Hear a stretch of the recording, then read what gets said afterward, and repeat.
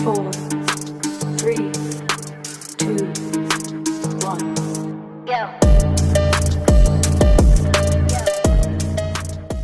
What's going on there, guys?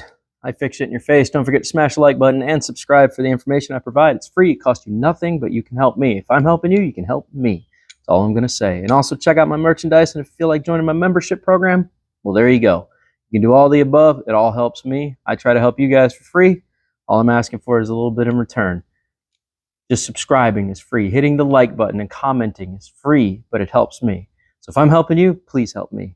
All right, so I want to talk about a common scenario that happens with Chinese scooters, and there's normally two things that cause this, but it normally comes down to one thing in the end.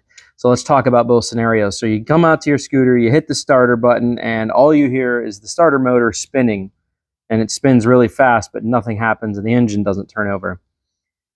Okay, there are two causes for this. One, the battery's so dead that it can't spin high enough to get the RPM range up to where it would engage this piece, which we're going to talk about in a second. So your battery might just need to be charged, and then you need to figure out why your battery's dead in the first place. Or number two, your Sprag clutch or Bendix clutch has failed or is dirty. All right, on 50cc Chinese scooters, this would be a Bendix clutch. This is known as a starter clutch or a Bendix clutch or a Sprag clutch. But for 50cc's, you'll find this is normally named a Bendix clutch. And what happens is it has a one-way bearing. So it allows this to spin one way when the engine is running. But when you go to engage the motor, it should open up and push forward. So when the motor connects with it, the RPMs are high enough, they should spin out. Okay, because there's a gear that attaches to it. And if it's not spinning the RPMs fast enough, it's not going to engage this and spin it out fast enough to make a connection with the starter gear. Once it makes connection with that starter gear, boom, then what happens is this will engage the engine. Okay, so as you can see, that should pop out. If this is dirty and it stops and doesn't allow it to keep engaging, then you need to clean it or replace it. They're cheap. They're like $8. It's a lot harder to replace a Sprag clutch on a 150cc because that is a totally different setup than this. I wish the 150s were as easy as this, but it's not, and it requires a lot more teardown.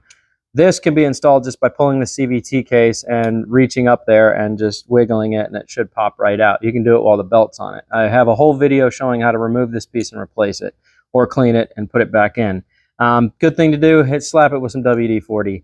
Make it so that this thing moves really, really easily. Slap it back in, see if that solves your problem. If it doesn't, most likely this has failed. It will need replacement. So this is called a Bendix clutch if it's a 50cc. If it's the larger cc engines, then you're looking for a starter clutch, okay?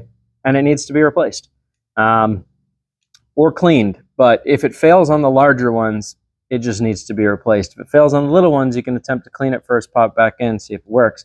If it doesn't, replace this part. You can find it on eBay, Amazon, Temu, AliExpress. These are all over the place. Your local scooter shop will have it. Probably cost a lot more at a local scooter shop than ordering it online, but they'll most likely have it.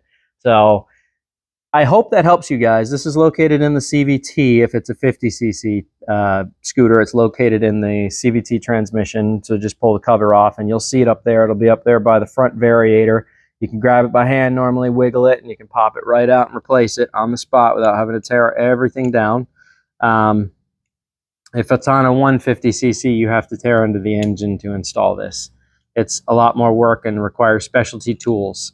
So hopefully it doesn't happen on your bigger scooters. But if it does, now you know what you need to do. So I hope that helps you guys. Don't forget to smash the like button, subscribe, show me a little love, and I'll catch you guys on the next video. Toodles.